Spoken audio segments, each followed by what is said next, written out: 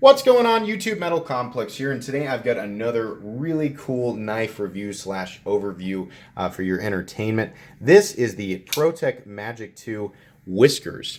In quotes there. Whiskers is the nickname of the gentleman who designed it, as I understand it. This is a very interesting knife with a very interesting deployment mechanism. A lot of you have already seen Nick Shabazz's review of this, but if you haven't, stick around because it's going to get interesting. Can't wait to show that off there a little bit. Let's go ahead and get some measurements here. The overall length of this guy, 8.5 inches overall. So this is a big knife. From tip to scale, we're looking at 3.75 inches on the blade and probably 3.6 inches on the cutting edge. That blade is almost all belly. Let's go ahead and do some size comparisons here real quick. Up against the Ontario Rat Model 1. Rat 1 coming in at 8.6 inches overall, so you can see it's actually bigger than the Rat 1.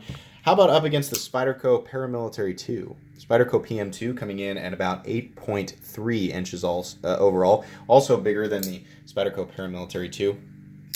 I hope I said PM2. Did I say PM3? I don't know. Up against the Rick Kinder XM18, 8.25 inches on the XM18. And last but not least, up against the Spyderco Delica. Delica coming in at 7 inches overall. So dwarfing all of the, well, not dwarfing, but bigger than all the knives that I regularly use as a size comparison. This is definitely a big knife. Let's go ahead and weigh this guy real quick. Go ahead and put my scale down, and I'm going to disengage this knife off camera because I don't want to ruin the theatrics of the mechanism. Weight, 4.73 ounces. Let's go again. 4.73 ounces. So this is going to be heavy to some people.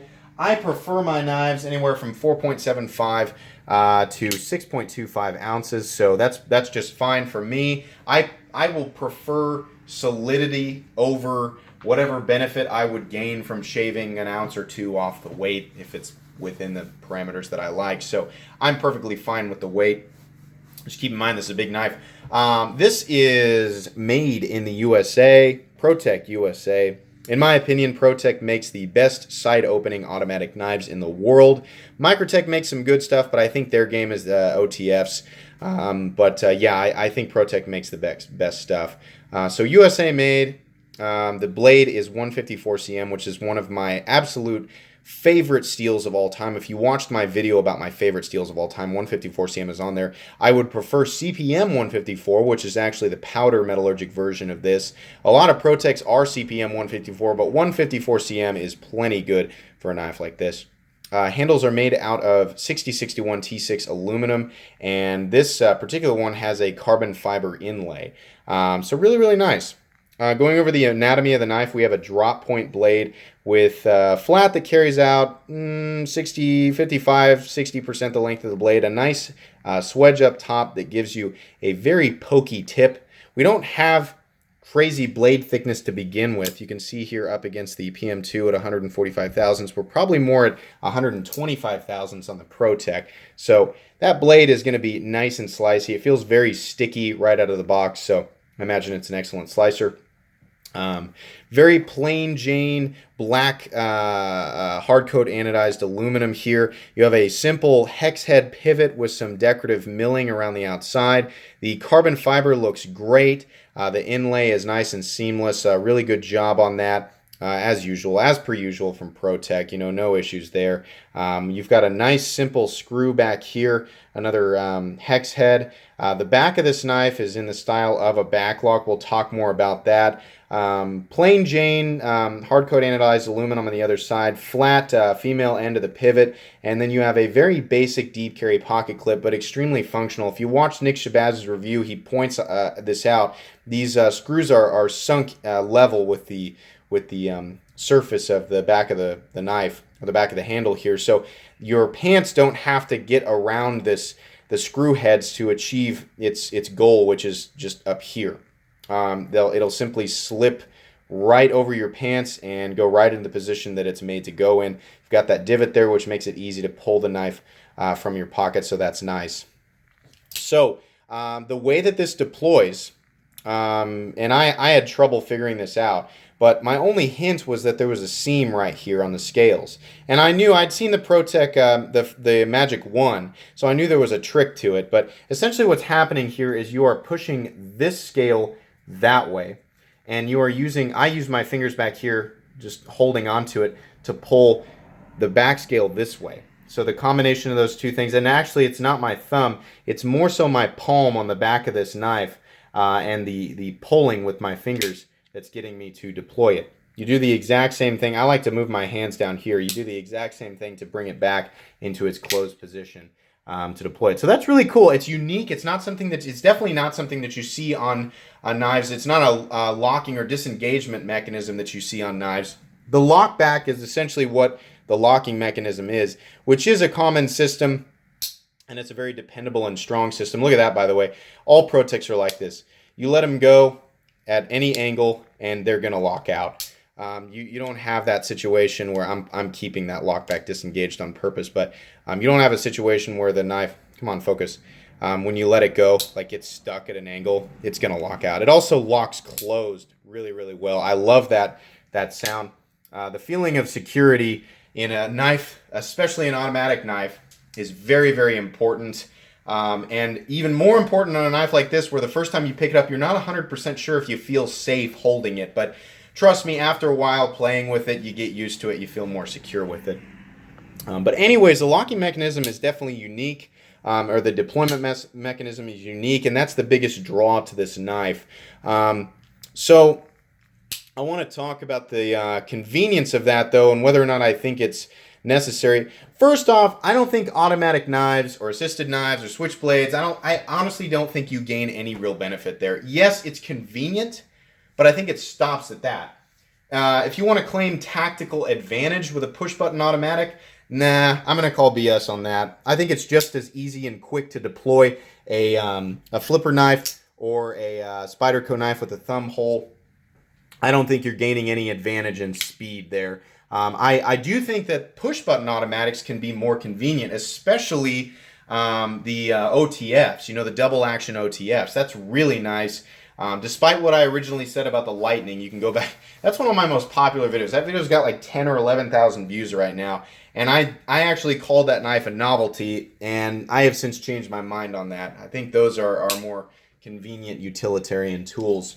Anyways, I don't think you gain an advantage in speed, but I do think it is convenient. Now, the problem is if you're on a construction site and you got something held up with your left hand, so it's busy, you pull this knife out of your pocket and bam, that's convenient. Get that knife out so you can make a cut. But now you just have a knife that's deployed. You can do this. You really want to do that up on a ladder while you're holding something up that weighs 40, 50, 60, 70 pounds with your left hand? I don't. I've been in that situation before, and I don't like that. I like to be able to retract my knives just as easily with one hand. This would be more convenient to me. So that's a problem with this knife, is you really, for the most part, you have to use two hands to get it back together. That's fine. That's okay if you don't mind throwing your knife up on the roof or wherever until you can get to it later. So that's okay. It's not that big of a deal, but it's something to keep in mind. Now, here's the bigger problem. This knife, it's made in the USA, it's made well, and aside from the centering, which is just slightly off, just slightly favoring that side, no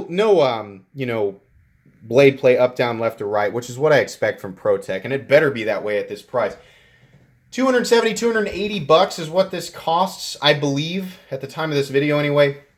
Part of that extra cost that you're seeing over what Protech knives normally cost, which I'm thinking is between $180 and $220 is what I normally see. Part of that is the carbon fiber inlay. A lot of it is the unique deployment mechanism. If you are looking for a large automatic knife that's USA made, that has a unique deployment mechanism, and that has great ergonomics, great fit and finish, blah, blah, blah, you'll love this knife. You'll absolutely love this knife. And in that situation, I can absolutely recommend it to you. But I cannot recommend this knife to all people, because I don't think that deployment mechanism is for everybody. It's certainly interesting, and it's fun, and it's cool, and all that. But do I want to pay 60 extra bucks from the high end of what I expect from generic production Protechs for that and this carbon fiber inlay? Not really. You know, I would prefer that this all just be plain black aluminum, and you charge me 240 for it, I guess. But even then, I don't know how much extra they're charging for the inlay. I don't know. I don't want to tell Protech how to do their thing because I think they're a really respectable company. I think they make a premium product, like I said, if you're looking for the best side opening automatics that are made in the world, it's a bonus that these are made in the United States. But you want the best ones in the world? Look no further than Protech. They make the best stuff. I just don't want to pay $280 for this knife. I can see how they arrived there. Which is different than me saying, hey, this knife is overpriced. I don't want to say this knife is overpriced. I want to say for the stuff that I'm paying extra for, I just don't want to pay that price. I think that the deployment mechanism is interesting, it's unique, it's fun, and it's cool. And if you're looking for that, then this is your knife. But it's not for me. And I don't really care about the carbon fiber inlay. You know, I'm just not... I'm not super interested in that. When I think of Protech, I think of automatic cutting tool. You know, they are less about, you know, the gimmicky, fidgety, whatever, and they're more about just creating a convenient cutting tool. You know, they're kind of like the Spydercos of the automatic world. When you buy one of their knives, you're buying something that it's serious. It's purpose built. You know, and so when I'm looking at a Protech that has an interesting deployment mechanism, but I have to think a little bit extra about it, and then I'm inconvenienced to have to use two hands to close it. And then there's kind of a needless carbon fiber inlay. And, you know, some people are going to like that. Some people are really, really going to like that. It might be worth paying the extra money for both the carbon fiber inlay and the automatic feature of this knife, the unique automatic feature. For me, though, it's not. And for that reason, I can't recommend it to everybody because it's already huge and it's already an automatic knife, which, if I haven't said so already, causes legality issues in a lot of places in the United States. In Kansas, we can carry and own whatever. If you live in New York or California, it's a totally different story. And then there's some gray, some blurry lines in some areas concerning length and deployment mechanism and stuff like that. So, you know, I obviously I cannot recommend this knife to everybody. But to reiterate this again, here's who this knife is for. You want a big, well-made USA automatic knife, and you like some dressy features like the carbon fiber scale, and you like the idea of having an automatic deployment mechanism that is unique or different from everything else in this portion of the knife world. Then, oh yeah, you're going to love this. You're going to love it. You're going to feel like it's $280 well spent. You are not going to have an issue with that whatsoever. But for everybody else, it's probably not going to be your cup of tea. I didn't go over this yet. The box has a little bit of a trick. I know there's an abrupt transition into something else. I had a trouble figuring out how to undo this box there for a second, but this feature slides over the seam and then you open it up, and the knife actually comes with a little cleaning cloth slash carry pouch and all that information in there. I think you still can't disassemble Protechs without voiding the warranty. I don't know if that's still the case. I'm pretty sure that it is, and that kind of stinks too. So keep that in mind. But other than that, guys, very well made knife. Great materials. I'm sure if you decide to pull the trigger on this guy, it will serve you well for a very long time. But truthfully, that is about it for this video. I can't think of anything else that I really want to say. The lockback thing. I don't know if I talked about this, but in my opinion, lockbacks are some of the strongest locks that are out there. So the fact that this is an automatic with a lockback, if you want to know like dependability or what I think of durability of the locking system for an automatic knife, A+ on that guy. Absolutely. Really, really impressed with that. But anyways, guys, that it was an awkward ending, but that is truthfully everything I have to say about this knife. If you have not done so yet, make your way over to Nick Shabazz's channel and check out his contest for the best new gear reviewer on YouTube. My channel is involved with that. And if you guys enjoy my content and you think I deserve positive feedback, then please go over there and fill out a form for me. That would mean the world to me. While you're over there, check out the other channels that are in that contest. There's about 50 of us, And 7 or 8 of them are channels that I watch on a regular basis, and they definitely deserve some good feedback. There's some super quality channels out there. So I'm not going to name any names. I want you guys to go vote organically, but if you haven't yet, make your way over there, watch mine, watch everybody else's, and vote for the ones that you think actually deserve good feedback. So anyways, I hope you enjoyed this video. I hope it was entertaining to you. If you did, please leave a like. If you'd like to check out my other content, I do, of course, have lots of videos of knives that are either expensive or inexpensive that I do or don't like. So please check those out. And if you enjoy all my content, then please subscribe to my channel because there's definitely more coming. Thanks for watching and have a great day.